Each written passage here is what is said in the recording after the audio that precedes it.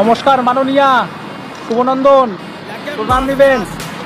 কালকে রাত্রেবেলা আপনার বক্তব্যটা শুনলাম, আপনি নাকি পরিযায়ী শ্রমিকদের বাংলায় ডাকছেন। তো আমি বর্তমানে রাজস্থানের রাজধানী জয়পুর থেকে বলছি, একদম ঠিক বিধানসভার সামনে থেকে, ঠিক আছে। তো বলছিলাম সঠিক সময় যদি আপনি আমাদের বাংলায় কাজ দিতে পারতেন, তাহলে আজকে আমাদের এত দূরে ভিন রাজ্যে আসতে লাগতো না, ঠিক আছে। আর দ্বিতীয়ত কথা, এখানে কোনো বাঙালির উপরে অত্যাচার হচ্ছে না। আমি একদম প্রকাশ্য দিবালোকে, এখন বাজে সন্ধ্যা 7টা, প্রকাশ্য দিবালোকে এখানে বাংলায় কথা বলছি, কোনো ধরনের কোনো প্রবলেম নেই, ঠিক আছে। রাত্রি এখানে মোটামুটি 9 থেকে 10 লাখ বাঙালি থাকে। আমি একজন রাজবংশী ছেলে, ঠিক আছে। মাসে 30 থেকে 35 হাজার টাকা এখানে আরামসে কাজ করি। আপনার কাছে একটা প্রশ্ন থাকলো, বাড়িতে যে আমাদের ডাকছেন মানে বাংলায়, ওখানে গেলে আমাদের কয় টাকার কাজ দিবেন, এটা একটু জানাবেন মাননীয়া, ঠিক আছে।